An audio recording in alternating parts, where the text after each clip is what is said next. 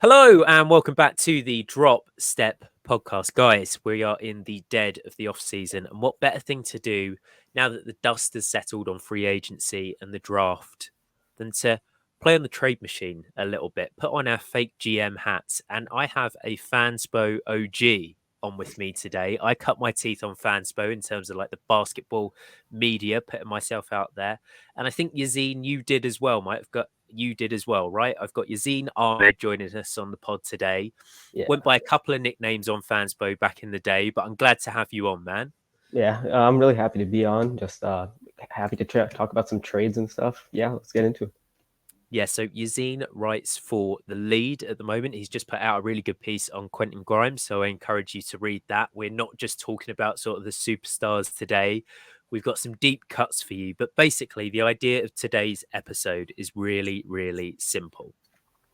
We've each sat on the trade machine for quite a while. I've chosen to sort of look at three teams that I thought needed fixing and done my best to do that with the resources that they had and sort of keeping things realistic. And then Yazin has just sort of looked at the general lay of the land and come up with some trades that he thinks would benefit all the teams involved. And look, we'll see. Neither of us know each other's trades. Yeah. So there could be a moment in this podcast where we both look at each other like, what the hell are you doing? But that'll be fun too. So, Yazin, let's get into it, man. Do you want to kick us off as you're our guest?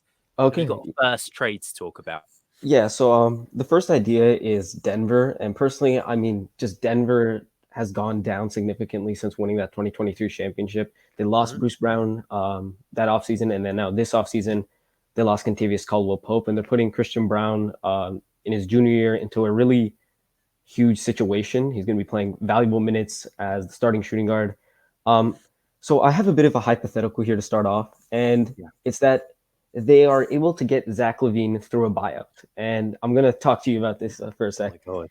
Chicago is paying Zach LaVine $443 million for the next 3 years, Yeah. and they have Kobe White, Josh Giddey in their front line for the guards, and then they have Ayo Dosunmu and Javon Carter in that backup, and then you Uh-huh. also have Lonzo Ball. So um, it reminds me a bit of the Blake Griffin situation from 2021 with the Pistons. They Right. um, they had enough young guys, and so I think Chicago's just going to realize, well, there's nothing really going to come here, so let's just give some more playing time to our young guys. So I think they'll end up buying out Levine sooner rather than later. Right. And then the Nuggets gives him like a place to just really show himself again in like a new light rather than being the one option. He can be a third or fourth scoring option. So that would be like my first move for them.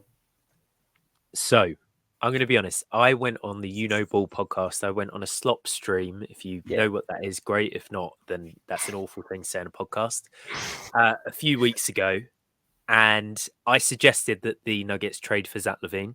Yeah. I've then since done a video on Zach LaVine saying why he's sort of this guy that everyone should buy low on. So I appreciate you bringing this name to the table, man. Yeah. But back when I was on the stream, I had the trade of Zach LaVine and Zach LaVine and Io DeSumo for Zeke Naji and Michael Porter Jr. And the money adds up for that. It, And I just think that if you get rid of the picks and you look at it and you sort of say, this is a good way for Chicago to save face. This is a good way for the Nuggets to bring in an actual secondary scoring option to sort of the Jamal Murray, Nikola Jokic pick and roll. yeah. And they sort of shed this injury risk as well. And I know that Zach hasn't had the cleanest bill of health over the last couple of years, but Michael Porter Jr.'s back is stitched together by rubber bands and sort of black magic and whatever. Yeah. I love the idea of Levine on the Nuggets. I'm Same. just trying to look at this kind of buyout feels a little bit NFL to me. It feels a bit like injury exception or like something has gone really wrong. So, what do you think of the idea of no picks involved, but they send MPJ to Chicago instead? So I mean, like MPJ is what I think he's 25, Sure. 25 ish, something like that. Yeah. So I mean, first off, I'm gonna say it right now. I think Zeke Naji is a terrible contract. He makes 9 million. He put up He three is. points, 2 rebounds, Mhm. and I'll talk about that later when I get into my trades. But I mean, Michael Porter Jr. is a really talented scorer. I feel like the thing is with MPJ is his just 6'10" prowess is something you can't get elsewhere. You know, he's gonna. I mean, he's just gonna shoot at will, but he's gonna make those shots. He's not Tobias Harris, so I think like for Levine, it would be such a risk though. That's my issue. I mean, I like the Iota Sumu pickup. Mhm. Him and Russ off that bench would be really solid, but Yep. I would be really risk. It would be really risky. I feel on that end. And then for Chicago side, with the recent pick of Matas Buzelis, do you think they would move MPJ or him to the four and then bring Patrick Williams off the bench? Or Yeah, I think if you look at the contract size for Patrick Williams, so I think he's signed 5 years, 90 million, and I don't know if there are any sort of non-guarantees on that fifth year. yeah, Um, I think they bought Pat back for a really reasonable number. And if you look at that number, by the time he gets around to his third, fourth, fifth year, let's say fifth, that could even be like nigh on mid-level exception money. And mid-level exceptions tend to sort of come off the it's yeah, crazy to think about, right? But it is going to happen one of these days. So I'm a big Pat Will guy. I don't know if they've brought him back because they've really got faith in him, or they brought him back because it's like we can't really let our number 4 pick in the 2019 draft go. We've both agreed to come to a fairly reasonable contract. So I like the idea of pairing Josh Giddey specifically, a non-shooting big point guard, another guy that rebounds, with a guy that is going to take all the threes and more that Josh Giddey isn't taking, and basically space the court for the likes of Kobe White, for Josh Giddey, for Kobe White, sorry, for Matas Buzelis as well. I think that really works. And I think that as much as I like Pat, and I think maybe he just needs a different context, I don't think that they'd be too worried about sending him to the bench, personally. that's reasonable. I like the Michael Porter Jr. fit though a lot, just because like Matas is like kind of transformed his game from like a Michael Porter Jr. guy to now like a Mhm. defensive man. Yep. So that would be a really nice fit. I feel like Denver is one of these teams, and I'm going to bring up this term here kind of a bit. It's GMs kind of sticking in the past. So I feel like Right. a lot of GMs think that their team is kind of they can succeed, and I'm going to say it right now. I feel like the Warriors have done this quite a bit. They think that they can Sure. still succeed with a small ball lineup, even though now everyone in the NBA can shoot. Yep. A few other ones in the league, like Chicago, they really thought for the past 2 years that it was 2022 and they're all healthy. But Yeah. I think that Levine on Denver is just a great fit. I don't know how much Chicago would. Sorry, yeah, I think Chicago would obviously do it. It's just that I feel like Tim Connolly and the whole not Tim Connolly, sorry, the whole Nuggets Calvin Booth, organization. right? Yeah. Yeah, Yeah. Calvin Calvin Booth. Booth. Sorry. I'm not the most updated of GMs, but I think Calvin Booth is kind of hesitant. But I would entertain it just considering that they like Peyton Watson a lot. He's a great Mhm. defender.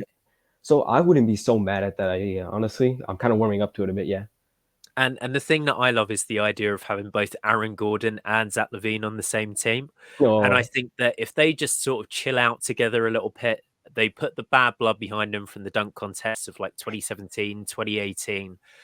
I want Zach to be that perfect hybrid of Jamal Murray and Aaron Gordon, because I think that he can do a little bit of what both do for the team in terms of, if you look at the way that Levine gets out in transition, if you look at the way that Levine can sort of back cut off ball because he's got that massive shooting threat as well.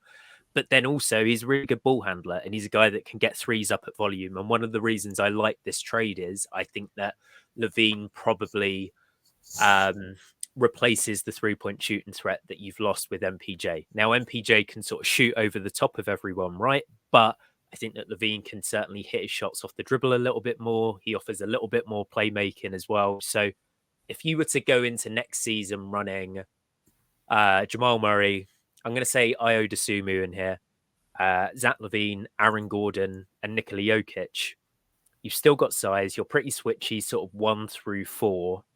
And you've just got a ton of athleticism. And now finally, you've got sort of like 2.5 ball handlers next to Jokic, where really I feel like they've been playing with one for the last exactly. couple of years with Jamal Murray in the starting lineup. Yeah. I don't know. I don't know if this is like a really bad comparison, but it kind of reminds me of when Will Barton first got to Denver. It was like Right. this uber athletic like finisher, and he was a Yeah. decent shooter, good scorer, and he kind of like opened up Jokic's playmaking game. So I think that would be actually something that Levine could provide. Yeah. Yeah, I get that absolutely. You see, I'm gonna I'm going to move us on to my first team that I'm going to fix. We're Gotcha. going to leave Denver there just for now, and then we'll come back afterwards.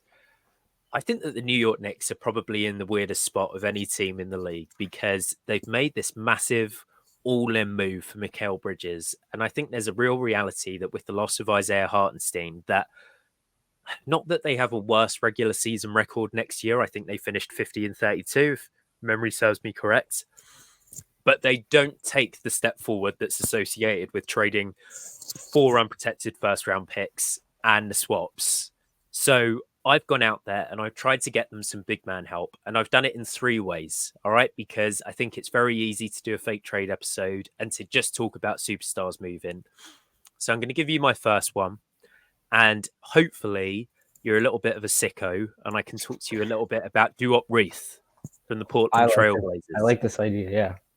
So my first trade is Duop Reith for Keita Bates Diop and 3 seconds, including a Brooklyn 2025 unprotected second, which we probably expect to go, Probably 32. 32, 33, Yeah. 34. Duop Reith is the guy that you pick if you think that Mitchell Robinson is going to have a healthy season, if Tibbs is finally going to be sort of open to Julius Randle having minutes as the 5 next to OG Anunoby, and you just think, I need a guy that can give us 15, 20 minutes a game, be reliable, and do something a little bit different. So this is my low risk move. Would you be in? If you're Leon Rose, I give you the call. I'm Joe Cronin, and I'm like, I think it's time we move off Duop Reith. We've got so many centers now. What are you thinking of this one?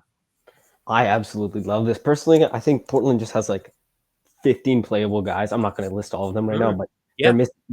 they just drafted Klingon. They have DeAndre Ayton, Robert Williams III, and I don't know if I'm gonna. I think he would be another target potentially, but I don't think the money works on that. But I love the idea of Reith. He'll space the floor. He'll defend. I think he can. He would be like. He kind of reminds me of the Hartenstein move, where it's buy low and then like Mhm. it could be like a buy low, but like get a high production come playoff time. Yeah, I think he like personally. I think if Mitch is out though for majority of the year, they're gonna play a lot of small ball Randall 5, and then Duop is the perfect backup for that because he'll just like be there to kind of clean up what Randall missed on as the 5 there. But yeah, I'm a huge fan of that trade because personally, I thought he could have gone to OKC, but then now they have Yeah. Hartenstein. So this is a great pickup for them. Yeah. I think that this would have been really easy to just sort of send Duop Reith to 10 different teams and call it a day because it seems that a lot of contenders need big man depth. Yeah, And just to hit you with some stats, 9.1 points per game last year, 36% from 3, put up 7.3 3-point attempts per 36, which is sort wow. of really, really high for a 5. Yeah. And the Blazers were only a minus 2.6 net rating when Reith was on the floor last year, which doesn't sound great, but they were a minus 9 for the entire season. So something was going right in those minutes where Diop saw the court. My one concern would be that the identity of the Knicks, once you look past the Villanova thing, is that they batter teams on the boards. Like they absolutely kill them on the offensive glass and the defensive glass as well. And I don't know if this is because of the fact that he sort of spaces to 3 a little bit more on the offensive end, or he plays slightly more sort of like aggressive pick and roll coverages. I went back and I watched some tape, and there are times where he's just switching on to guards, where he's hedging the pick and roll. But his rebounding is not the best. If you look at his total like defensive rebound percentage when he's on the court, the names around him are Jalen Green, Kenrich Williams, and Brandon Pajemski, which really concerned me. I couldn't think of a Blazer that just sort of flew in to steal all these rebounds. So that's the one thing where I look and I basically say Reith is a little bit more like he's sort of a 6'10" 4 or a 6'10" 3 in sort of his Yeah. shot profile and the touches that he gets. But he's a guy that can defend the pick and roll. So I'm pretty high on that. And that's the really low risk move. The mid-tier move. Now, do you like Deuce McBride? Because Deuce McBride seems to be Yeah. one of the most beloved players in Knicks fandom at the moment. I mean, personally, I think Tyler Kolek, just what I saw from Summer League, and I thought he was a first round talent personally, but just what I saw from Summer League, he's comfortable playing that backup role behind Brunson right now. So I think McBride could be expendable personally. Absolutely. I listened to a podcast by Hot Hand Theory, who are a fairly new podcast. They've featured on this channel before. 2 really great Knicks fans. Go and check out Frank Barrett and XJ. They're doing really, really good work in a hot hand. And they had a massive argument about Deuce McBride on their podcast this week because he's one of these guys that shows up great on EPM stats. He's starting to shoot the three at volume. He's an absolute sort of point of attack hound. And if you look at their second unit, you're probably expecting like Mikal Bridges and Julius Randle to take on a lot of the shot creation responsibilities when Jalen Brunson sits. So he's a really, really good compliment. But I had the same thought as you, Yazin, and I thought they really, really don't have too many expendable guys. It seems like Deuce is the odd man out, and the fact that they signed Campaign as well, it just looks like they're really stocking up at that point guard position. So I went not all in, but I traded a fair piece of assets that's like that they've got left. I traded Miles McBride, the Milwaukee 2025 first, which is protected 1 through 4, and that Brooklyn second round pick again to the Detroit Pistons for Jalen Duren. And this works money wise. There's only 173K in it. So this is a chance to add a young prospect to your team that completely keeps the identity of the Knicks. Because if Duop Reith is not a monster on the glass, my God, Jalen Duren is. Yeah. Okay. I'm a big Jalen Duren guy. Personally, I had him like 9th going into my 2022 board. I'm a big fan of him, and he just had a Right. great year in my opinion. Okay. This feels a little bit cheap to me though, for like just price wise. I feel like McBride, they have enough guards. They have Sasser and Cade there at that one, and I think I'm not really sure what's going on with Ivy, but I feel like they have enough guards in person for their roster rather than going out for McBride. But I'm a little interested because Jalen Duren, if I just pull up his stats real quick, he averaged something like 14 and 12 roughly, 13.8 points, 11.6 rebounds, 2.4 assists. Yeah, I see I see him getting to eventually that Dwight Howard level. Like I know this is kind of high praise, but Yeah. he's he's a beast. I mean, he has that like dog in him. Mm-hmm. I think that would I feel like a more realistic guy for that package would probably be Isaiah Stewart, because just Now, yeah, the only reason why it's not Isaiah Stewart is because the money just simply doesn't work. So no, once you move on from Deuce McBride, who is currently earning $4.7 million, the next big salary you get to on the Knicks is Mitchell Robinson. And if you're trying to reinforce the front court, you can't go and trade Mitchell Robinson. Then you get to Dante DiVincenzo, who I think yeah, had one of the most underrated seasons last year for the Knicks. I think he's on like $11 million next year. Absolute steal of a contract. Then you have the Villanova guys. You're not going to move any of them before the season starts, or that group chat is ruined. And then you've got Julius yeah, Randle. And Julius Randle is coming up in my third and final trade for the Knicks. What if I send you back the Pistons first? So I open up that flexibility for the Pistons once again. hmm And the Washington protected first as well. yeah. Those were both from the Usman Zhang trade, I think 2022, right? They're basically crap firsts, but you Yeah, know, the Pistons can say, and this is the thing, they're a little bit of a wild card because they've had Trajan Langdon come in. And no one knows what Trajan Langdon wants to do. Like he's made some pretty, I think, competent looking moves in terms of taking best player available with Ron Holland at 5th in the 2024 draft. Traded for second round picks, you know, using their cap space, renting it out. I don't know about the Tobias Harris signing. yeah, That's one that was a little bit of a head scratcher. But aside from that, I think that they look fairly competent. And maybe Trajan has this Dwight Howard esque sort of opinion of Jalen Duren. But I've had Pistons fans on the podcast before. I've had Jack Kelly. I've had Bryce Simon, who you guys might know from Game Theory. And their concern about Jalen Duren is what he is on the defensive end. Now, he's a really, really young player. I think he's still 21, was one of the youngest players going into that 2022 draft. And they just say that in terms of pick and roll coverage and sort of communication on the back line as well, he is not there.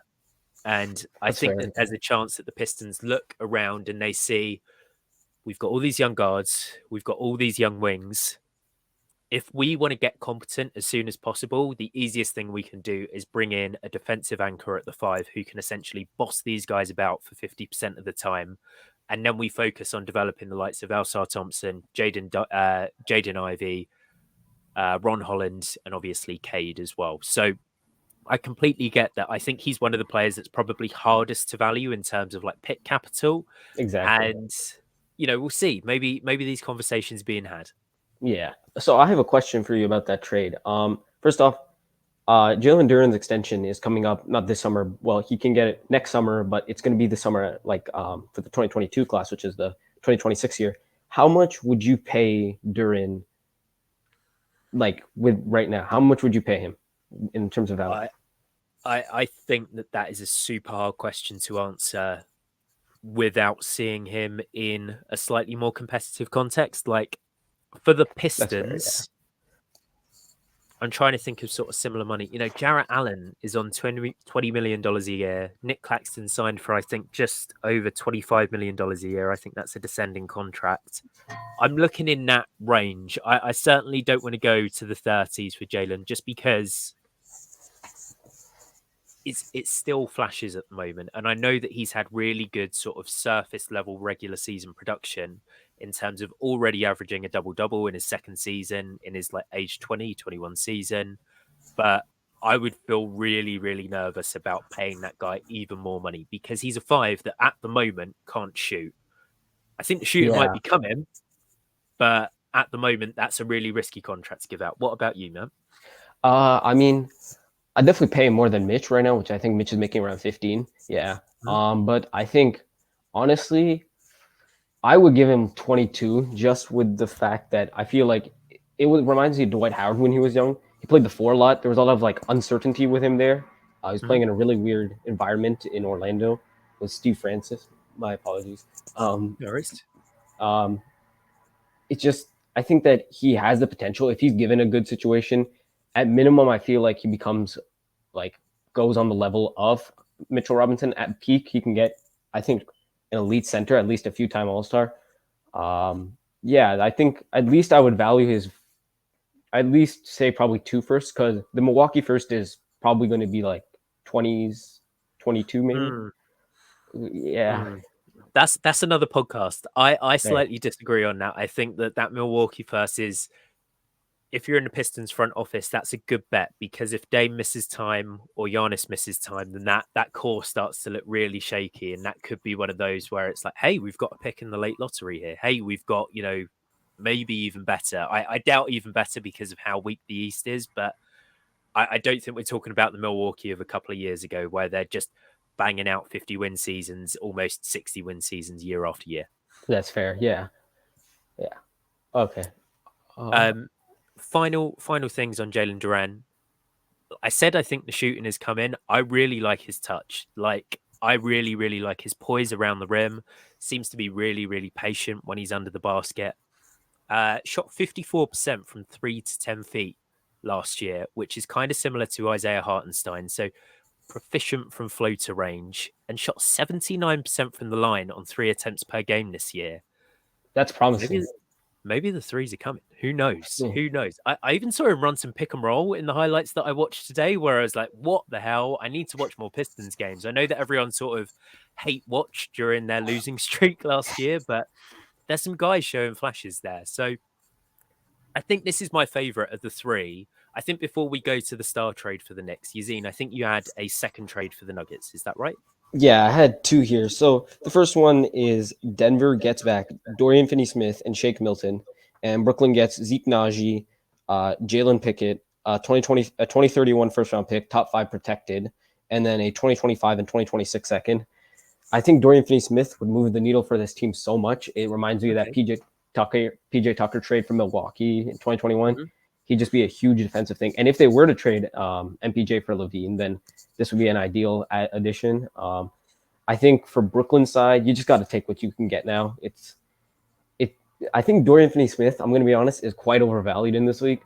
I remember reading a report in 2021 that a mystery lottery team didn't. Mystery lottery team offered a pick in the in the teens, and I was like, they declined. So that was quite shocking to me. I Yeah. mean, yeah. So I think they just got to take it now. You would get back Najee, I guess, gives you some big depth, potentially lets you move on from Dayron Sharp. Hunter Tyson, he shown some promise, I guess. He's not the best, but he could develop something. Just give him some minutes. The 2031 first, though, that's quite enticing to me because that's 7 years away. Jokic, Jamal Murray will all be off the books, and Denver's not a necessarily big market. So, Mhm. I mean, Jokic could definitely want to go pair out with someone. Jamal Murray could definitely ask to leave. So, I would be, I think Denver would really like put themselves into the contender range with this trade. I think. I really like this move. I think that it's fairly realistic if the money lines up, and it sounds like it does to me, just off first thinking. But I completely agree with you. I don't get the valuation on Dorian Finney-Smith.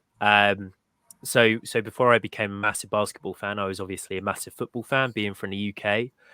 And there are certain teams in Europe that you don't buy players for. And my advice would be, don't look to trade for role players that played with either Luka Doncic or Nikola Jokic, because they are not going to be playing in the same setting. They are not going to be getting the same time on their looks. And I think that Finney Smith was just, he was so valuable to the Mavericks for his defensive equity. But it's one of those where I think that his offensive production was sort of overvalued because he was playing next to the best pick and roll player in the league. So it'd be a blessing for Dorian personally to get back to playing next to one of those like savant level players. Um, and I definitely see the fit here. What would your starting lineup be then, Yazin, for the Nuggets if this trade went through? If they brought in Levine on the buyout, then it would be Murray, Levine, MPJ, Gordon, and Jokic. But if they were to trade MPJ, it would be Murray, Levine, DFS, Watson, or Gordon, and then Jokic, which would be a really strong defensive 3 and 4.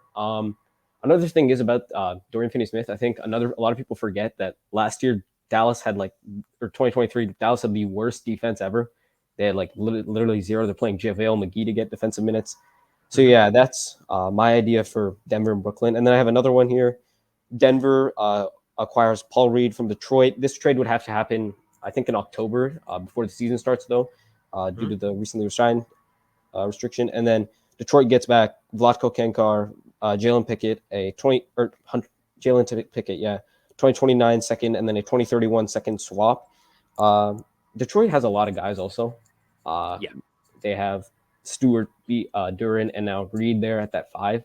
So I think for them, you can get some extra assets here, 2 extra seconds. Jalen Pickett maybe develops into something, maybe like a backup, maybe a third string.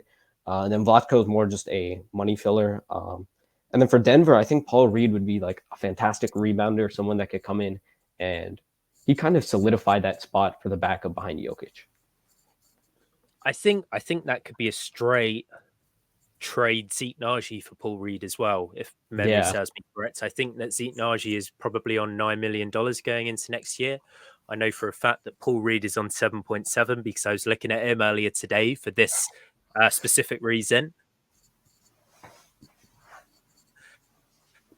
One with EPM metrics and everything like that, but another one of these guys that's just flashed a little bit of equity from three, shot 37% from three last year, 0.7 attempts per game. You know, it's not incredible, but he's a guy that has shot 74% and 71% from the line in his last 2 seasons. So this could be the path to the Nuggets finally getting a competent backup center. And I think that the fact that Dayron Holmes has gone down with injury and he's likely to miss the entirety of this year as well, they probably need to boost their front court. So I would be very much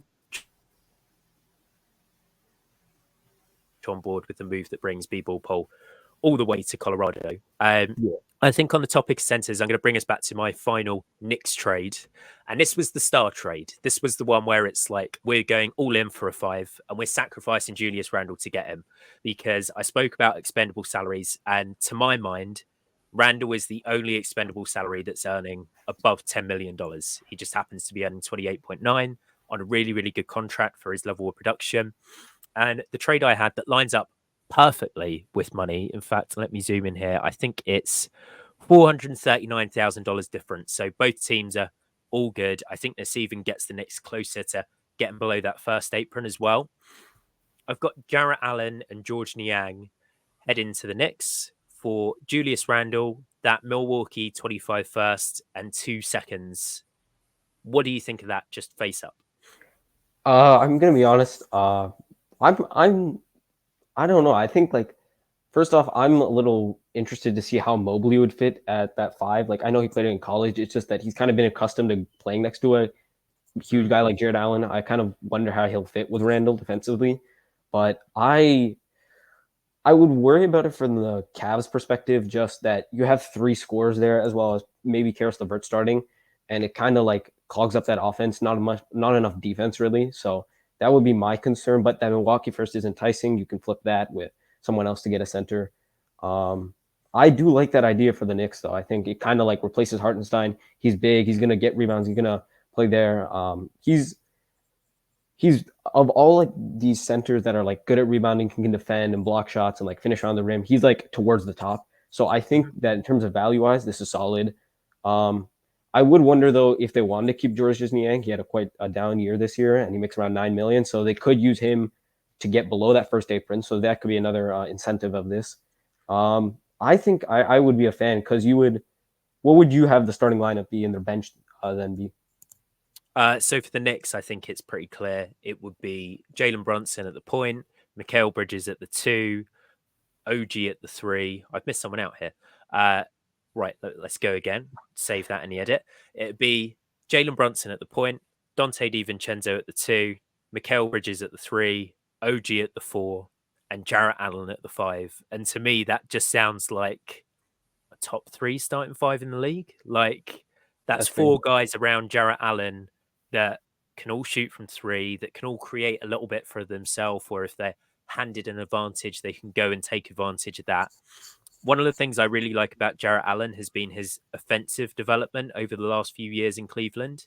I think that when he arrived there, he formed this great pick and roll partnership with Darius Garland, where he was one of the best sort of rim runners in the league. But you watch now, he's running delay, he's running elbow action, he's interacting with the likes of Sam Merrill, Max Strus, Donovan Mitchell, all these guys that like to sort of fly off these screens.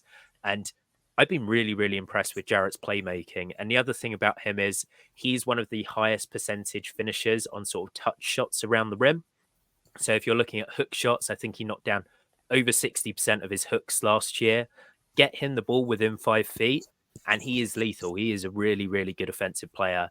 And then top it all off with the fact that on the defensive end, I think he's one of the more mobile 7-footers in the league. I'm not calling him Wemby. I'm not calling him Chet, but I think he's one of those guys where if he's out on an island, you don't need to instantly scram and try and switch it straight away, especially if you've got the likes of OG Anunoby behind him, sort of backing it up. So I think on the Knicks end, it just fits like an absolute glove. I completely get the concerns on the Cavaliers end. I think it completely depends on how you view Evan Mobley. Personally, I think they've given him this max extension. And if you want the best out of Evan Mobley, to me, you have to take advantage of his switchability, but you also have to negate that sort of shooting. I suppose the negative shooting, right? Like I know that Aaron Gordon kind of does that for Denver, but that's because he's next to a generational five who can also space the floor. We kind of forget that about Jokic sometimes.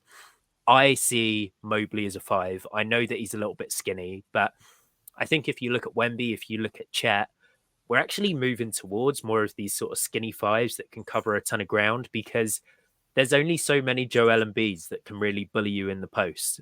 And the thing about Julius Randle is he's got a really, really big body. You know, I remember that Cavaliers Knicks series a couple of years ago where the lights were too bright for Jarrett Allen, coincidentally.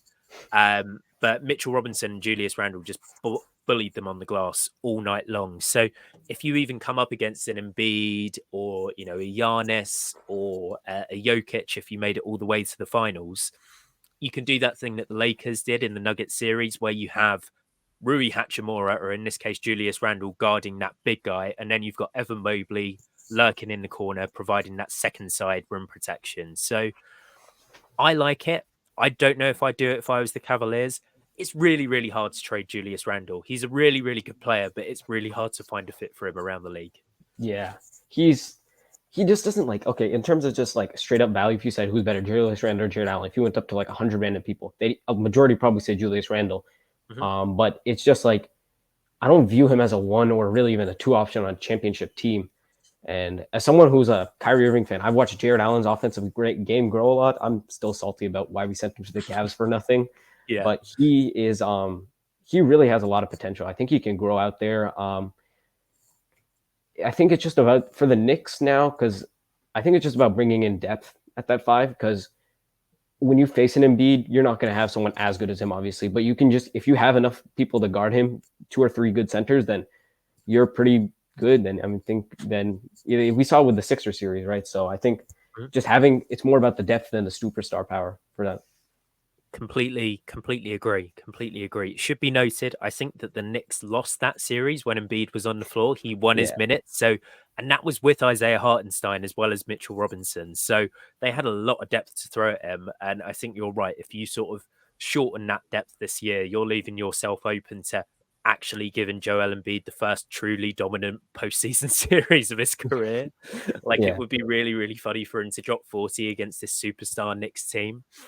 But yeah, of those three, of Duop Reith, Jalen Duren, and Jarrett Allen, and the packages that we've given up, what's your favorite? Let's say amended package for Jalen Duren as well. You're throwing back the Detroit first and potentially that Wizards first as well. Uh, of all three, I mean, I think just getting off the Randall contract just seems something better to me because I feel like he's just not able to put it up there. I don't know. There's just something about him for me that just like he doesn't give me that factor of I can win you a championship. He doesn't give me that Mhm. factor of that kind of stuff. So I really just think that moving on from him, look, he's great as a third option. We saw he can do that kind of well in New Orleans in 2019. It's just can he put that up? So I really think getting someone and letting Brunson kind of manage the offense. Then you have Mikal Bridges getting a second chance, kind of, and then you have like, well, a second chance since we saw in Brooklyn, and he kind of went down, but he had a bounce back. He's gonna have a bounce back year with this roster, and then you have tons of offensive threats here: OG Anunoby, Dante DiVincenzo. You have, besides the center, probably the best floor spacing team right now. I think, just Mhm. in terms of how much they can hit that three. I think I'm a little concerned about OG Anunoby guarding the fours a little, just because like a guy like Anthony Davis, how that terms of size. What do you think about that? I love OG. I think that done a good job in past against Joel Embiid. I think that he's done a good job against Giannis. I think that he's truly, I would say, switchable 2 through 5. I don't necessarily want him guarding Tyrese Maxey out in the perimeter because I think that the thing that truly separates him from some of the other wing defenders is his core strength.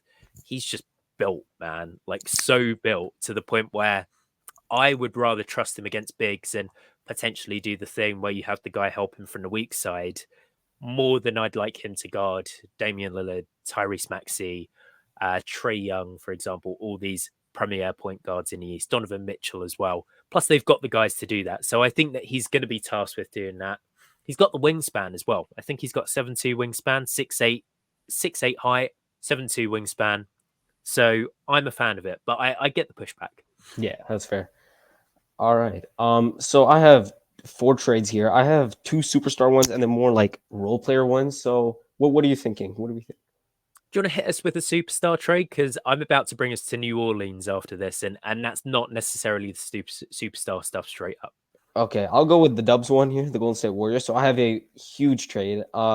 This one's gonna take a little bit of explaining to do, but it is involving Jimmy Butler to go into Golden State. So Okay, right, guys, get your pen and pencil out at home. Get ready to note this down, or log on to Fanspo and start putting this into the machine. Yazin, here we go. I'm focusing, man. I'm here. I'm with you. all right, so Miami sends Andrew Wiggins, Gary Payton II, Jonathan Kuminga, Brandon Podjemski, Kevon Looney, a 2025 first, their 2027 first, and a 2029 swap for Jimmy Butler and Haywood Highsmith. And this is coming mainly off of the report from Shams right before the draft that Jimmy Butler will not choose to re-sign or opt into his extension, and he wants to be a free agent this summer, next summer. And I think it reminds me a lot of that Kyrie situation where he didn't want to be there. And a lot of people were like wondering, oh, is he going to resign with the Mavericks? Well, he trusted them and they went far and he resigned. So I think it's a similar situation here. I would be really interested to see Curry, Healed, Jimmy, Green, Draymond Green, and then Tracy Jackson Davis, which is a huge guy that you keep that can run the five. Yeah, Mhm. Haywood Highsmith, good defender, can shoot. And then from the Heat's perspective, you might as well just get some value now. It's better than nothing because I have a good feeling he doesn't want to be there.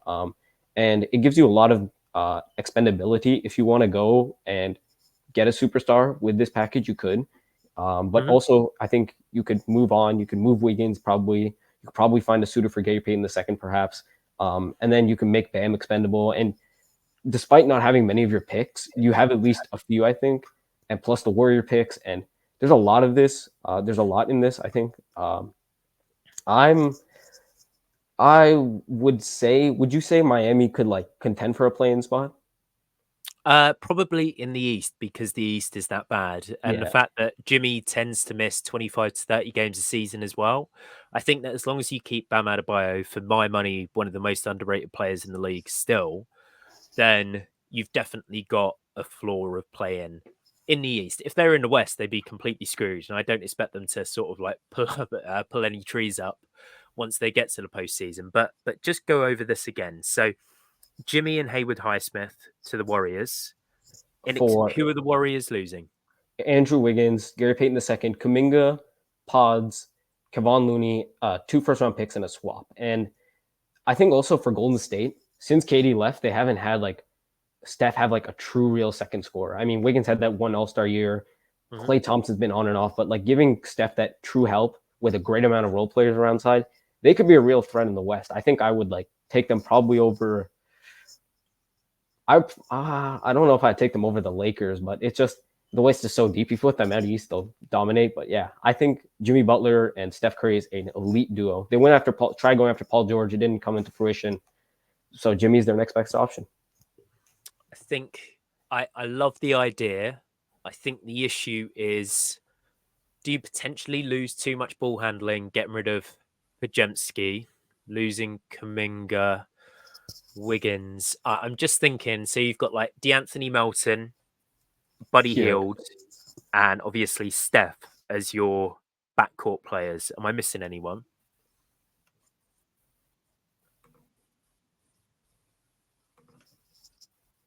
I think you also have Moses Moody and Lindy Waters the third. So I was a little confused why they have so many wings for some reason, but I think that's one of the reasons is to prepare for a superstar trade.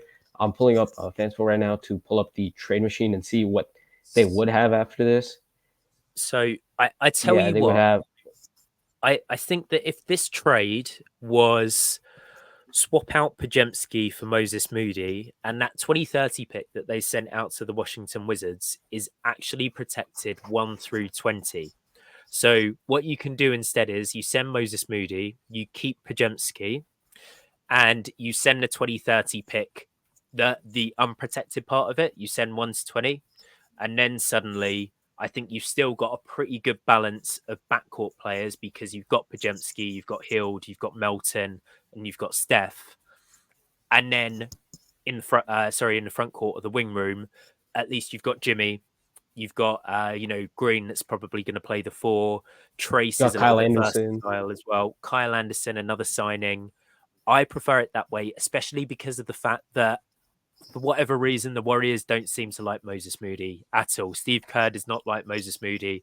They drafted him around 14th, I think, a couple of years ago. And, he just continues to suffer on the bench. So I like the idea. I get the idea of a win now move. Do you prefer this idea to doing the thing that's been in the media and going after Lauri Markkanen? I think Lowry, I don't know. The one thing that's always confused me about Golden State is the timeline because they tried doing this thing where they developing Kuminga, Wiseman, and Moody and all these guys whilst also having a competitive roster. Lowry, in terms of winning basketball, he hasn't really done much. We haven't seen him on a winning stage really. So that would be my concern. How does he fit defensively also? Would you be willing also to play him at the 3 too? And also speaking about that Moody thing, I'm actually completely fine with it now, realizing he's only 1 year older than Pods, and he averaged a point less, 3-ish rebounds less, and roughly 3-ish assists less. So yeah, that would be honestly perfect for Miami and Golden State in that sense.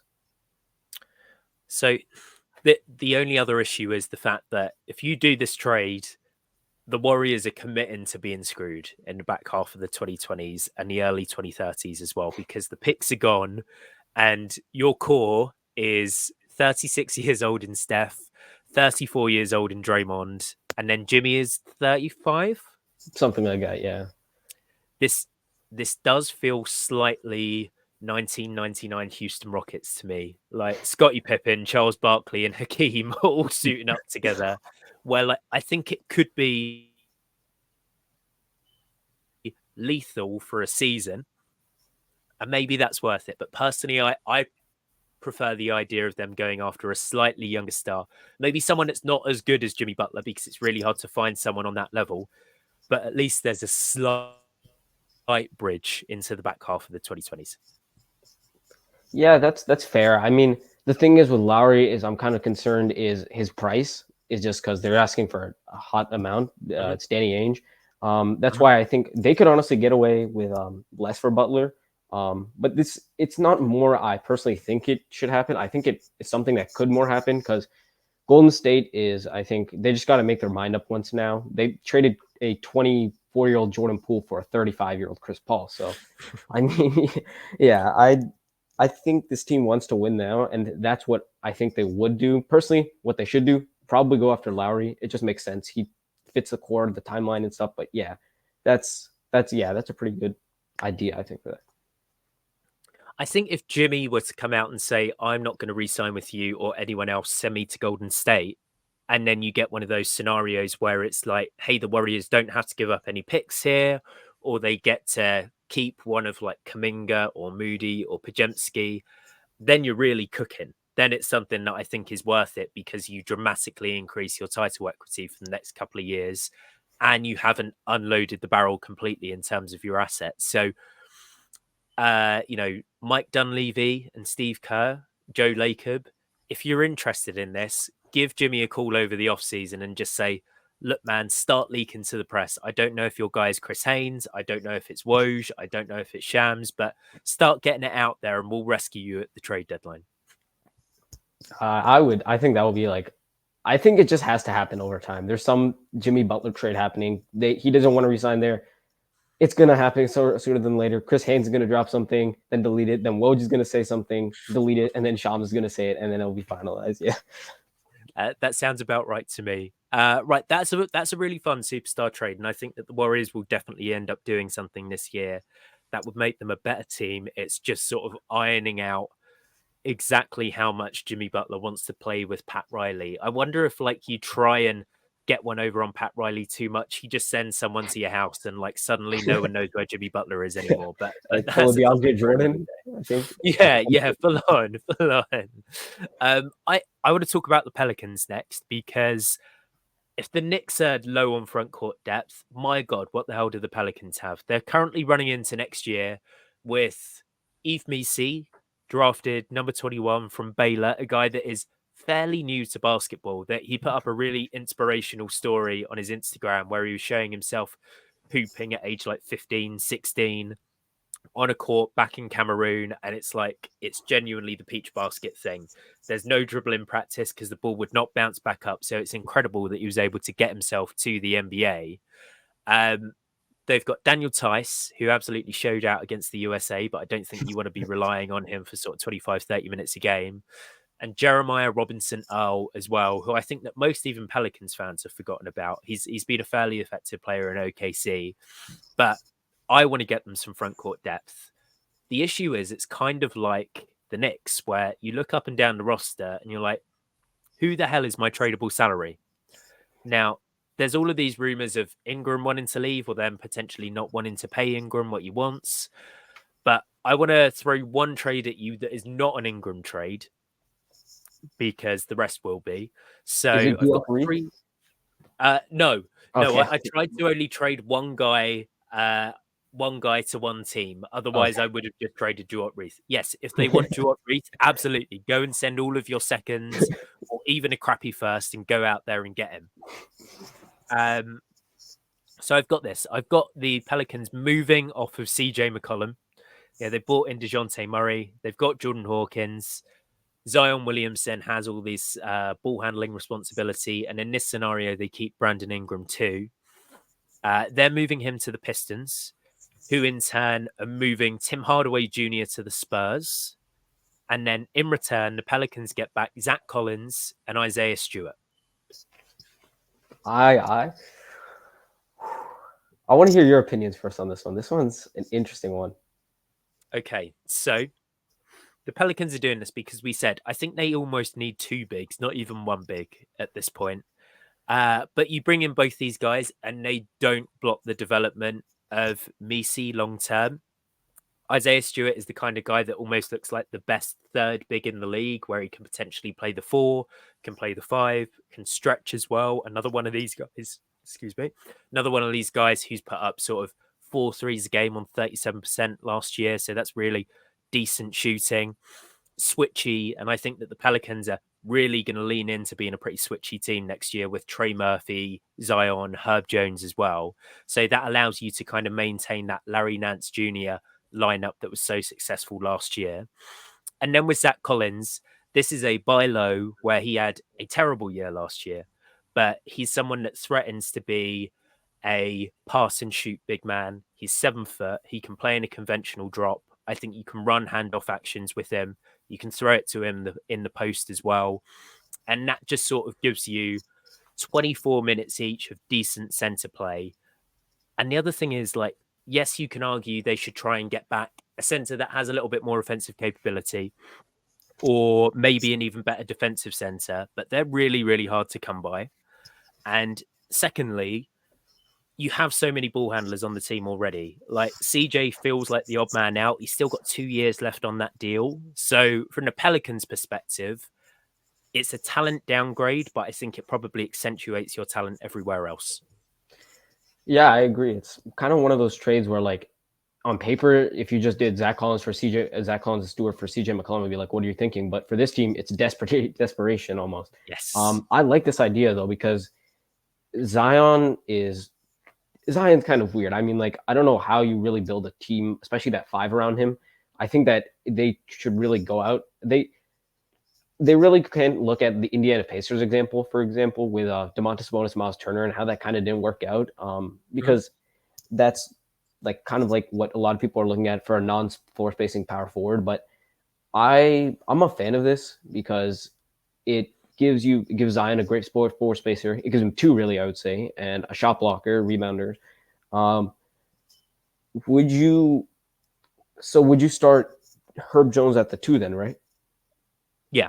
Okay. So I'd run DeJounte, Herb, Trey, Zion. And I think Zach Collins, just to have some sort of length out there, but that could very easily be Isaiah Stewart as well. And with that lineup, you're looking at so much length. You're looking at an elite shooter in Trey Murphy, a really willing shooter in DeJounte Murray. Herb Jones has improved season after season, and a little bit of spacing from the 5. And then you obviously have Zion, who can run the show, who has all these open lanes to the rim as well. And then you can bring in the likes of Jordan Hawkins off the bench, Isaiah Stewart. I think I'm missing some players actually. Jose Alvarado. Yeah, Jose as well. They always win their minutes with Jose. I think if they played him 48 minutes a game, guaranteed championship there, but doesn't feel like it's going to happen. Do you think that that's maybe a little too low on the ball handling side of things? I trust DeJounte as a ball handler. I don't know, a lot of people don't, but I like that idea of letting him just kind of just do it, and it helps in a way, maybe getting Brandon Ingram more involved with it, and that's something he's been trying to develop for a lot of his career. But in 2020, averaged 5 assists. I thought that could have been like a stepping stone, but he could finally get somewhere as a secondary or tertiary ball handler. I kind of like this trade also because Jaden Ivey for Detroit, he's signaled like he doesn't want to be there at times, and they don't really know, and it gives Cade some win now pieces. I really like that idea. Honestly, that's one of probably my favorite trades so far that has been pitched here. It's competency around Cade. The poor guy has just had to operate in a phone box for the first few years of his career in terms of spacing, and they basically pay Isaiah Stewart and Tim Hardaway Jr. to get it. Like, that is a nice buy low move. I think that they're in a position where they can bring in a more veteran sort of point guard, shooting guard, and just say, just help us through this period where our young guys are trying to get better. And by the time that you're really old and you're off this contract, they can carry you. It's sort of that Splinter and the Teenage Ninja Mutant Turtles meme in reverse. That'll be CJ by the end of it. And then just quickly, why would the Spurs do this? They got off Zach Collins a year early, and they have max cap space going into 2025. And that is really, really appealing with Vic. Yeah. I think 2025, that's going to be like, I think some of the 2017 rookies are going to be available that time, 2018 guys. So, yeah, that will be kind of enticing. because Collins I thought was an overpay. I didn't like the contract at all. Yeah, and it's not aged well. It's aged like milk. So that's Yeah. that's definitely a consent. Yuzi, what's your next trade, man? I think it's time to whip out the big 5-teamer here. We saw a 6-teamer this summer. Now it's time for the 5-teamer. It's Cool. massive. It's a Chicago Vucevic trade. It's a lot of role players and stuff. So it involves Chicago, Cleveland, Milwaukee, Phoenix, and Boston. So Chicago acquires Yusuf Nurkic from Phoenix, Ryan Dunn from Phoenix, Mhm. and Pat Connaughton from Milwaukee, Georges Niang from Cleveland, Jaden Springer from Boston, as well as a 2026 first from the Celtics, and then 2 second-round picks from Cleveland, one via Cleveland and one via Denver. So that's all for Chicago. So I'll just go on it team by team. So first off, That Chicago, works. you get a Vucevic and Javon Carter, who will head to another team. I like this idea. Nurkic, Vucevic, same years. You're not really doing much at that 5. Just might as well get some pick capital for that. Pat Connaughton, I assume they waived. Same thing with Jaden Springer. Ryan Dunn is a huge asset. I'm a big Ryan Dunn guy, Hmm. defensive elite guy. You get a 2026 first from Boston, which will be definitely pick 30, considering they don't want to go under that second apron. You get 2 seconds here, and for Vucevic, who is arguably one of the worst centers in all of basketball, I think you get a solid amount here. I mean, it. I don't know how much. Do you think Nurkic has any value right now? Like they could flip him? I don't know if they could flip him, but he was much better in Phoenix than I expected him to be when they made that trade. Like he was useful. I think it's probably because he was their only sort of functional big man.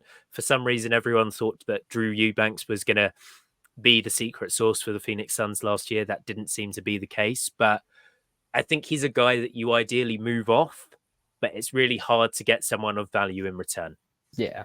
So yeah, you get Nurkic, Connaughton, Springer, Georges Niang, Ryan Dunn, a first and 2 seconds for Vucevic and Javon Carter.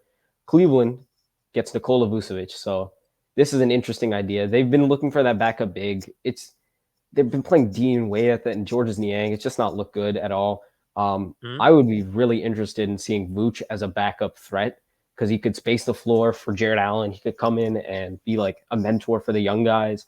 He would be a really interesting addition on this team. I don't know how would you say that their small forward position or maybe something else is a bigger need, or would you say it's the backup 5 that they need? I prefer the idea of trying to add a wing, even though I'm a big Jalen Tyson fan. And I think that he really showed at Summer League as well. I say I'm a really big Jalen Tyson fan. I didn't get to watch a ton of him, but guys that I really like Jalen Tyson. And then at Summer League, I was really, really impressed by the tape that I saw. I like Max Strus as well, but it just feels like for all the size that they have in the front court, they feel a little bit short at the 3, Yeah, like in yeah, terms of height. So I personally would prefer to get in a 3-4, but we've already had this conversation where you were like the Mobley Allen thing. I see Mobley long term as a 5, so it probably makes more sense that that's the position that I favor for them. yeah. So Cleveland is sending out Karis LeVert and a 2025 second, 2026 second, and 2027 second. The 2027 via Denver Mhm. for Vucevic, as well as Georges Niang for Vucevic. And then Milwaukee is sending out Pat Connaughton and Bobby Portis and AJ Green for Karis LeVert, Torrey Craig, a 2025 second from that's their own from Cleveland, as well as a 2028 second from Boston. So for Milwaukee, the loss of Malik Beasley was kind of huge for me. I thought he spaced Right. the floor and he was just like another addition to that team that was really huge. So Levert, GTJ as a replacement was an interesting fit, but yeah, Levert comes in and I think he can be like another scoring option, especially when Middleton's out. They also get back Torrey Craig here, versatile defender. He can provide in any team almost. And yeah, so it's interesting to give up Portis, though. That's the issue with Brook Lopez expiring and them not really having any bigs. It would be an issue, but I know they do want to move on from him. So that's the thought logic behind that one. And then Phoenix trades Yusuf Nurkic, Ryan Dunn for Bobby Portis and AJ Green. I love Ryan Dunn, but I don't think. I mean, you just brought back Josh Okogie. They're kind of the same. They're just both great defenders. But yeah, Bobby Mhm. Portis would give them a floor spacing big, someone that can rebound, as well as AJ Green gives them some point guard depth. And then finally, Boston trades Jaden Springer and a 2026 first for Javon Carter. That pick is going to be 30. Why not get some good defensive depth there? So full 5-team breakdown there. So a quick recap. Chicago gets back Yusuf Nurkic, Pat Connaughton, Jaden Springer, Georges Niang, Ryan Dunn, a 2026 first from Boston, a 2026 second from Cleveland, and a 2027 second from the Nuggets. Cleveland gets Nikola Vucevic. Milwaukee gets Torrey Craig, Karis LeVert, and 2025 second. That is their own from Cleveland. Phoenix gets Bobby Portis and AJ Green, and then Boston gets Javon Carter. Man, I'm tired. There is a slight issue with this. I like the thinking behind everything, but Phoenix, Boston, and Milwaukee, I believe, are in the second apron this year. Yeah, which means that they can't combine player salaries together in trades. yeah. So I think with this one, so can they? I'm still like learning this as we go with the No, whole cool. second.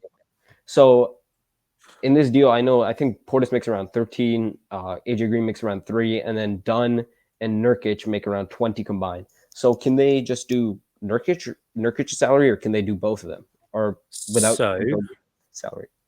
I think what you could do is what I'm really interested to see is, do teams start doing these trades in two parts where it's Yeah. almost like we're going to send you a top 55 protected second round pick for AJ Green, and then we're going to send you, Ryan Dunn and blah blah blah to make sure that this works. I just want to check the salaries, and then I'll tell you because I've had Keith Smith on the podcast, the guy that runs Yeah, Spotrac or the guy that I love updates that everything. episode. Keith is amazing. So the other thing about second apron teams is they cannot take back a penny more in trades, a dollar more in trades. So let's just look at AJ Green. So what I you know could do for for this one is, Phoenix, I think for Phoenix it would bring them down because Nurkic is making down around 20, and then Portis is around 15. But for Boston, Jaden Springer is around 2.5 million less than Javon Carter. So what you could do is, if you sent out Pat Connaughton before and took back less salary, that gets you under the second apron for Milwaukee. And then you can do two separate trades where you just send Yusuf Nurkic out, you receive back Bobby Portis as the Suns, and then you do AJ Green for Ryan Dunn because both of those players are making less money than the players that you're sending out. So that could okay, work if we put our capologist hat on. But it does start to get a little bit confusing. And then I think for the Celtics, that one can't happen because who was it that you were trading from the Celtics? I think it was Jaden Springer. But honestly, that trade and 2026 first, but that trade wasn't the main part of it. That can just be like a throw in. That was just the extra. Yeah. So I think that Javon Carter makes $6.5 million next year. I think that Jaden Springer makes something like 2.2, 2.4. So that one that's the only write-off that we've got here. But aside from that, I think that if you think that Cleveland needs backup in the front court, then Vooch is a really good idea because I think that he's something that they don't currently have in Jarrett Allen and Evan Mobley. So there's definitely a fit there, and he's a player that's actually lent into shooting the three a little bit more. You'd be really, really deep in the front court if you're Cleveland. And if you can afford to sort of say, we're writing off that salary slot for a year or two, then that's absolutely fine. I get the Bucks idea of wanting to move off Bobby Portis. Remind me who they got back in that move. They get back Karis LeVert, a second, and then Torrey Craig. Yeah, so more wing depth. If you don't trust in Gary Trent Jr., then it definitely makes sense to bring in a sort of second unit scorer. I worry slightly about the front court depth there. I think you're probably relying on Tyler Smith to come in and at least play a couple of minutes a game. And they've also made some really interesting sort of free agent minimum signings where they picked up Torian Prince on a minimum.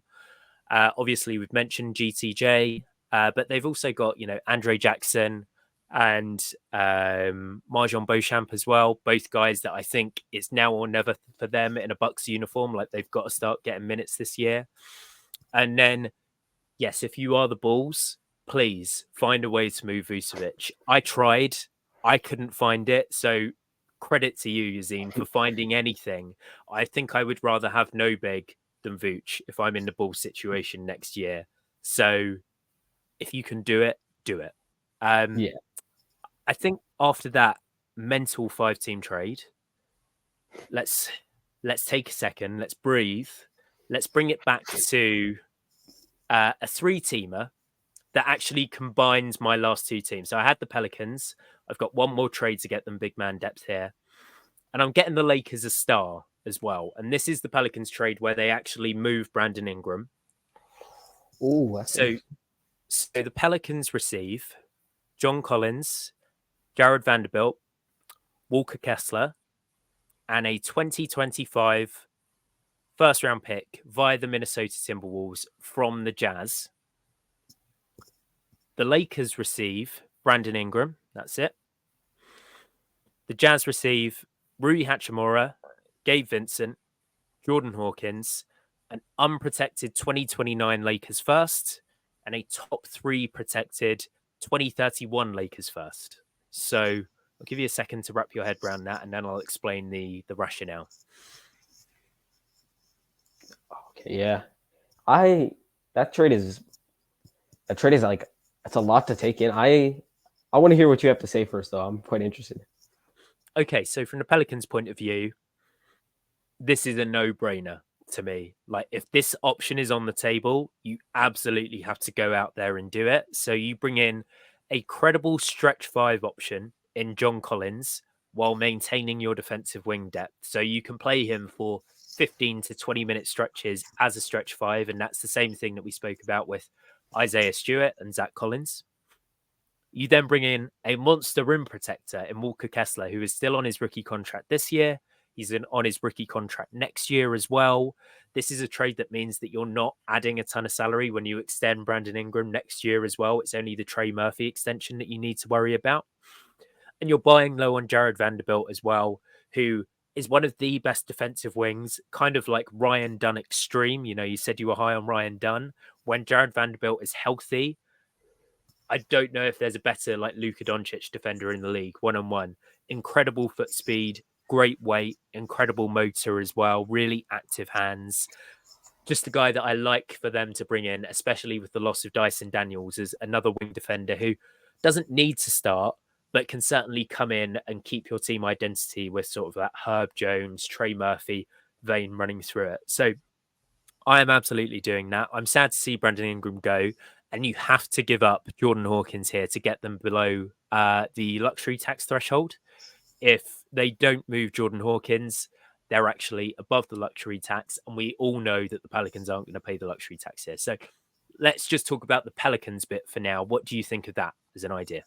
Well, first off, I mean, for the talent the Pelicans would have on this trade with Zion, Trey Murphy the third, DeJounte, like a ton of guys, staying below the luxury tax is insane to me, which is, yeah, that's a huge thing. I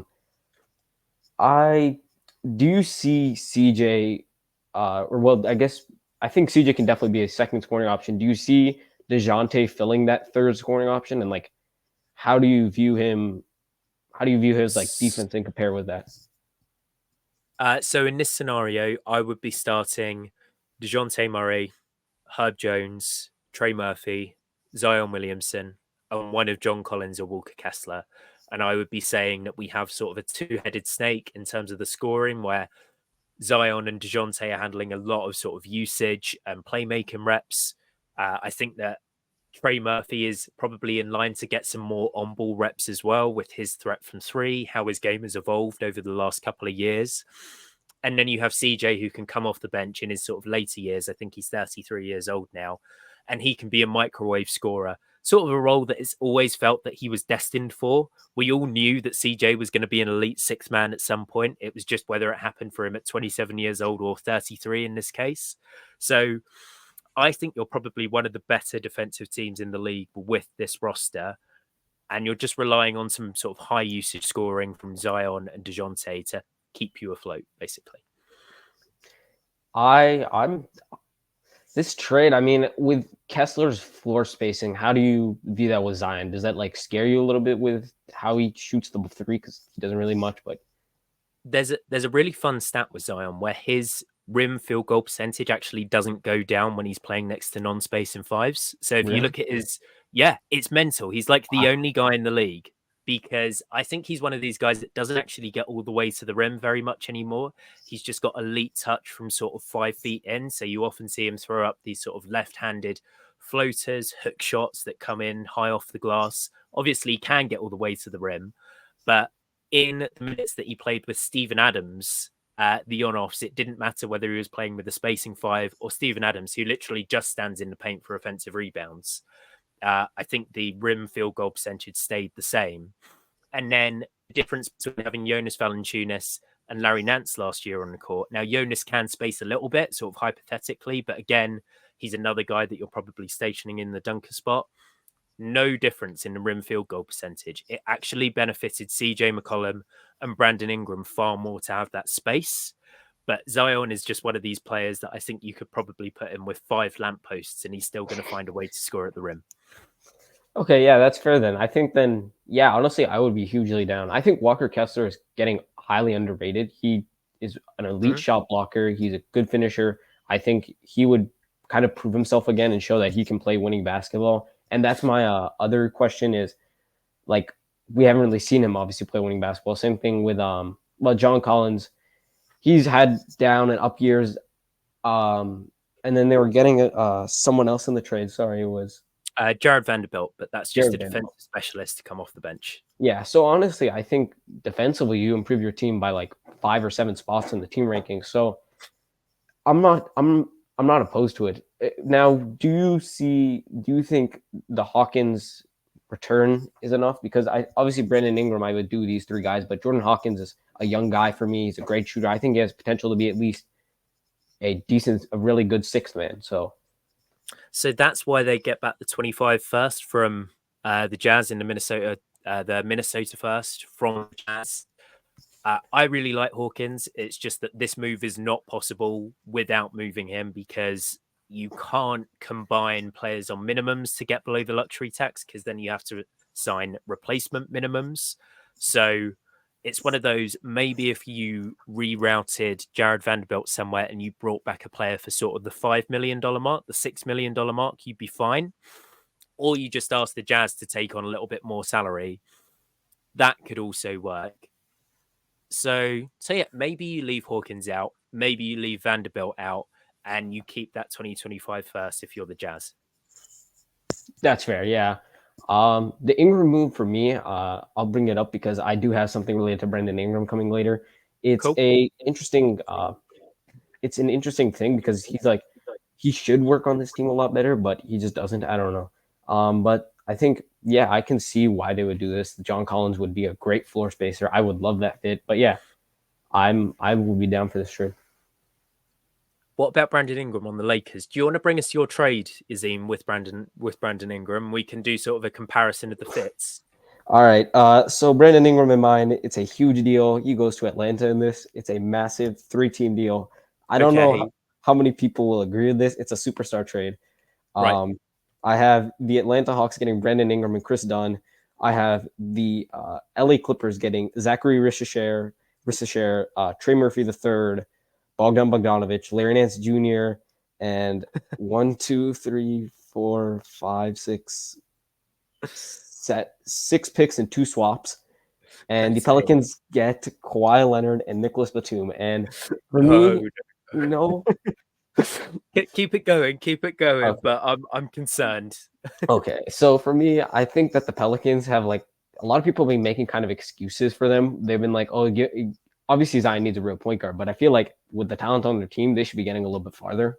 I mean, I would take them a lot of teams in terms of just on paper.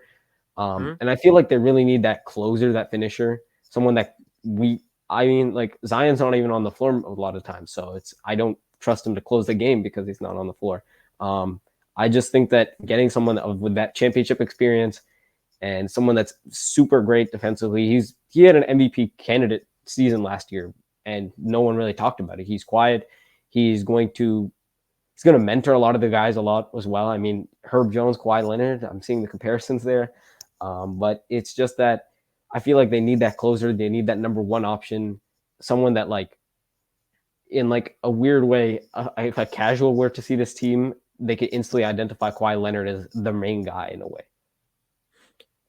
So you're right. Zion Williamson quite often misses time and sort of leaves his team needing one of those high usage stars that can sort of carry them through the regular season. So why not bring in Kawhi Leonard, another guy that misses a bunch of time, and like we don't know if his knees work anymore. I think that Kawhi on paper still a top 10 guy in the league. Like any team should trade for him if you can guarantee his health. I've just got no idea what his value is on the trade market because he's had to pull out of Team USA, hasn't played more than 2 games in the postseason since that 2021 run where he tore his ACL. I'm just a little bit worried about this one, Yazin, man. And I Yeah, think that for the Hawks, I can't see them moving off Reece Shea that quickly, even if it's for Brandon Ingram. I have a couple of concerns there.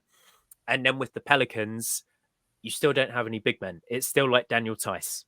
that's That's fair. that's Yeah, the only thing. Like on paper, if you can add Kawhi and you can guarantee his health, you sort of just think about the rest a little bit later. And yes, you have like the CJ McCollum salary that you can throw at getting the bigs. So maybe if you moved CJ McCollum for Isaiah Stewart and Zach Collins, now we're really cooking with the yeah, team. The thing about moving Trey Murphy for an absolute superstar is you do avoid having to do the extension next year.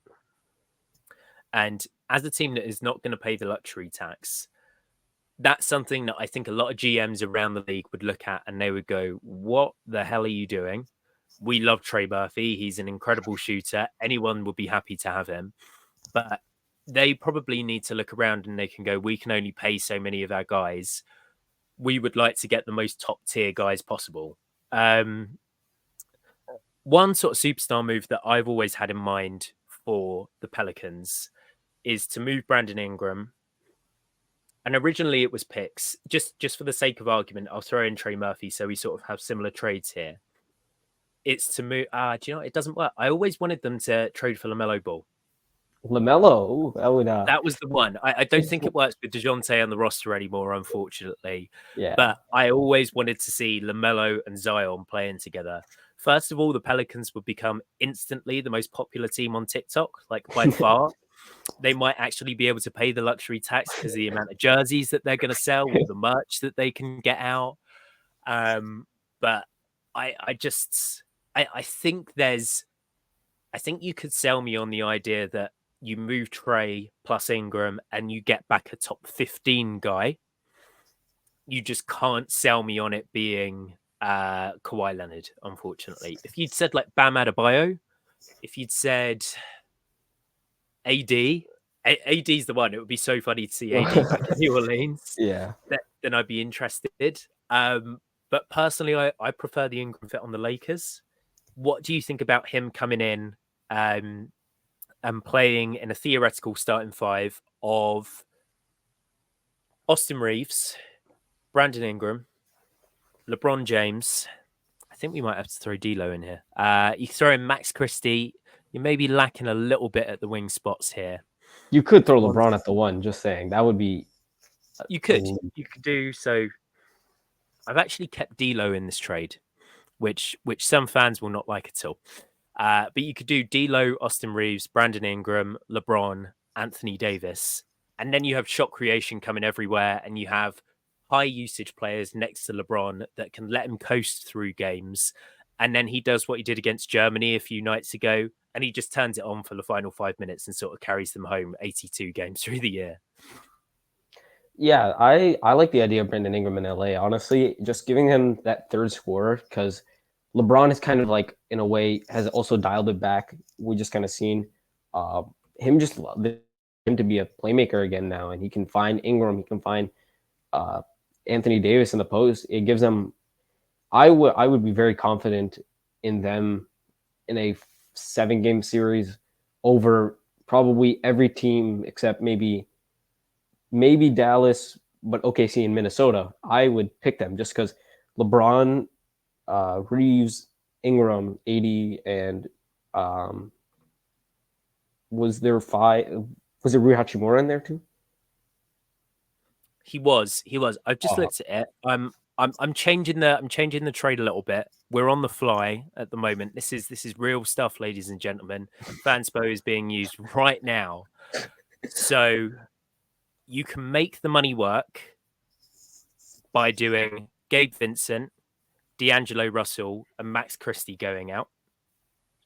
So that means you get to keep Rui Hachimura and Jared Vanderbilt. And then you have those sort of burly fours that you can play. So it'd be LeBron at the 1, Austin Reeves at the 2, Brandon Ingram at the 3, either Vanderbilt or Rui at the 4, with AD at the 5. And I really like that. Now I've looked at it, I'm quite a big fan of that one. That would make an elite team. I would be down for that. I'm going to quickly touch on my trade again, if that's cool. Go for it. Yeah, I think that Kawhi Leonard. I remember. I think I don't know if this was one of those fake NBA Centel accounts. Maybe I was tripping on one of that or something, but I saw it that Russell Westbrook liked some post that said Kawhi should leave, and really he should. He's gonna turn almost 35, and with him being so injury prone, it might just be as well to get off the team and just try and win a championship. The pick situation is a little interesting because McCall just went for 5 picks in a first swap, so that was why I was like, personally, I think he will go for 2 or 3 first. It's just that I'm not really sure about the pick situation with. I mean, everyone's just going where for is so it many at picks these now. days? Yeah. And I will just mention something quickly. I'm no expert at trades. I used to be at least really good at them, but I don't understand the NBA value anymore. If this player can go for 4 first and 3 first, it's half the GMs in the league don't, Yazin. I wouldn't worry. You know, Arturas Karnisovas doesn't understand it for the Chicago Bulls. So, you know, if teams are getting Alex Caruso for Josh Giddey, none of us are experts. Yeah. But my fear is with the Hawks is they need to contend. They don't have their picks really, I think, until 2028. They trade them all to the Spurs for that DeJounte deal. So I expect them to probably try and go win now sometime soon, or else they're really screwed because Trae Young, if they want to trade him, they'll have Rishashare and then no picks. So it'll just be like a net situation 2.0. Brandon Ingram would, as a secondary shot creator, is interesting because Trae has not really had much of that in his career. I mean, DeJounte, yes, but DeJounte versus Brandon Ingram is a huge margin, in my opinion. Would you say that the Clippers could could they reset right now, or do you think they have to go all in just because of their pick situation? I think they have to sit in the middle for a year and then begrudgingly trade their guys or try and retool for free agency in 2026. I think that Leonard and Harden are off the books at the same time, or James Harden is off the books for the 2026 season. So I think that they probably got to enjoy the new stadium this year, have their guys, hope for sort of like a cheery run this year. And then I think that they're going to be rebuilding, or this is not the iteration of the Clippers that are going to compete anytime soon. Yazin, I just want to say quickly, you could trade D'Angelo Russell, Rui Hachimura, Gabe Vincent, 2 unprotected Lakers firsts, and 1 more minimum guy to the Clippers for Kawhi Leonard. That I mean, it's 2019 all over again. Do you think, how do you think Harden would fit on this team now? Because I think you could do it for even cheaper because he makes less than Kawhi. What do you think about Harden? Because I feel like the Clippers are gonna not budge on Kawhi. I don't know. I think I said it. I think that it makes sense on the court, but there's no way in hell that the Clippers are doing this after saying like we need to step out from the Lakers shadow. They then suddenly trade them a 2 times final MVP and like a top 50 player of all time. I actually pitched Harden to Harold Fagan, who is quite prominent in the Lakers community last year when it was like, oh, could they go for Kyrie? I like the idea. I think that if you move Russell, and I think it's like Russell and Hachimura adds up to James Harden pretty effortlessly. So that means you get to keep Vanderbilt, you get to play LeBron at the 4, you get basically an improved D'Angelo Russell at this point to run with AD. AD is easily the best rim runner that James Harden would have ever played with. Like post back injury, Dwight Howard just wasn't on that level. I think it would work. And, you know, James has got the real estate in LA already. Why not stay there? Yeah, that trade would I just if you told someone in 2018 this trade happened, then they'd be going crazy. But I would love the Yeah. idea. I would the thing about the Clippers is for me is I play 2K a lot. Well, I used to at least, and I would look at I had this save, and when Paul George left the Clippers, it was just Kawhi and his drop off in games and like well not just games, but his drop off was quite significant just because he doesn't really work in a non-winning environment. For being real, it's just not something that like we've seen him really in. I don't know how he would do with No, never. himself and like five role players that are like an 80 overall in real life. So I mean, it's something to consider. If they could go out and get like a second star, like a big man, like if Miami trades Jimmy, then maybe you go after Bam. Then that would intrigue me. But right now, yeah, I agree with you. They're gonna stay here, and then they're gonna eventually trade them without really wanting to. Yeah, I think so. It's just Kawhi is probably gonna. I don't want to say retire a Clipper because like there's definitely a chance the season after this one that he gets moved. Like we said, I just think it's too embarrassing for them to lose Paul George and Kawhi Leonard sort of in a single summer. I just don't see that working for Steve Ballmer, who is easily the richest owner in the league and can afford to sort of have a middling season and just say, look, we'll pay guys in free agency. Um, yeah, Kawhi to me feels more like a last chance thing for teams. So like if Miami looks and they say our talent level is not what it needs to be to win a championship, we can throw together Tyler Hero and Terry Rozier and we can get to Kawhi Leonard money and we throw in the rest of our picks, that makes sense. If let's just have a look at some teams here. If the Lakers want to do it, the Clippers will say no, but they're a team that I could see being interested. I know there's been some talk with the Warriors. I've heard some people bring them up. I don't know about that fit though. That's they would interesting be to me. super fun. They would be really, Yeah, really fun. That would be like you're basically getting all-time Andrew Wiggins instead of Andrew Wiggins there, and then you just let Steph and Kawhi run the show. Um, yeah, I don't know, man. We've got through a lot here today. We've suggested some really interesting trades. Yazin, what was your favorite trade that you suggested throughout all of this? okay, one more thing. I'm sorry, but I just had a insane idea. It's Kawhi Leonard to the Rockets. You go all Yeah, in, and you don't like you would stunt the growth a little bit, but like you wouldn't. I don't think you'd have to give up Shangoon. You could definitely give up Amin Thompson, Cam Whitmore, bunch of picks, and it's the Suns picks too, which are in elite. So yeah, that would be one thing. But yeah, of all the trades today, I would say on my end, maybe it's the Dorian Finney-Smith, and for yours, I really like that CJ deal. Um, that one was really good. I really enjoyed that one. I thought that would be a perfect fit for them. And then for me, I would probably say it's the Denver one with the Dorian Finney-Smith. Shout out to mhm. my friend on Twitter, ChrisGon0203. He helped me propose this idea. So yeah, that was a deal. That was a deal I liked. And then you fill out that roster, and you have a potential contender there. Yeah, I really like your Denver ideas. I think that we're both big fans of the Zach Levine edition. It would be mental if he hit the buyout market. That would be absolutely crazy. And then suddenly we would see, oh, now 25 teams are interested in Zach Levine because they can just go out and get him. They don't have to pay him this $43 million a year. I think that Finney Smith makes a ton of sense there.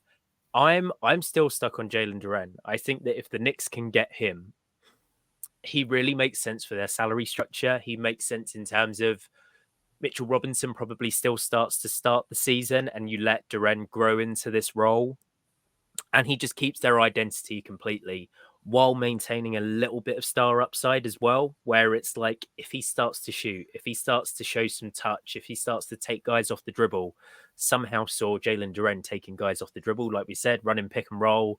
It felt a little bit like 2K. Maybe this is what Detroit Pistons games are like. That's one that I really like. And it's one that, like we said, we've got no idea what Trajan Langdon is thinking. I think a lot of people are really high on Jalen Duren, so there could be a lot of teams that get in on that, and maybe the Knicks get priced out. But that's my favorite one. That'd be the one that I maybe start a 2K save with, and I'm like, what would happen here if we were to do this? Yeah. Yeah, that would be a great fit. I would love Jalen Duren in New York with Julius Randle in that court. That would be a fun young core for sure. So, Yazin, we've finished this podcast, hour and 30. I'm proud of us. We're in the dead of the off season, and we provided some really entertaining content for you guys still listening. All three of you out there, thanks, Mum.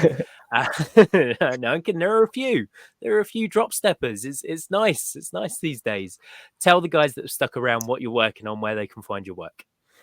So I work for the lead. I work for Mavs lead.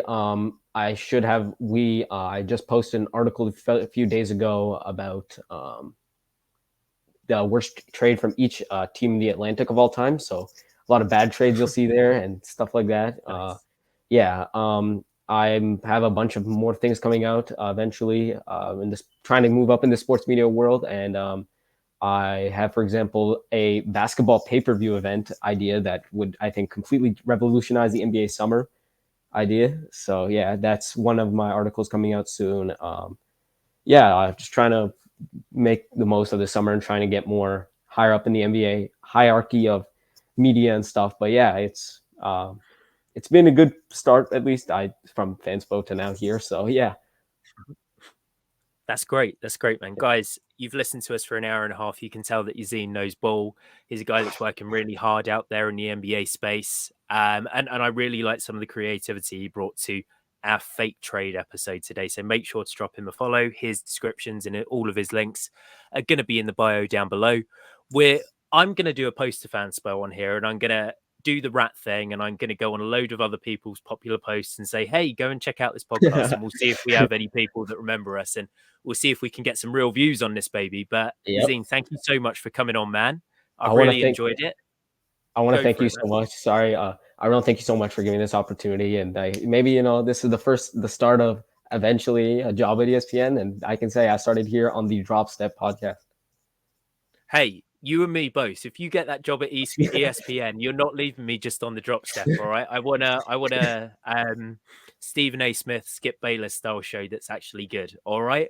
Yeah. But guys, look forward to that in the next 5 or 10 years. But for now, you're going to have to put up with the drop step. Thank you for listening all the way through. Make sure to tune back in next week for another great episode. Cheers. Thank you. Peace.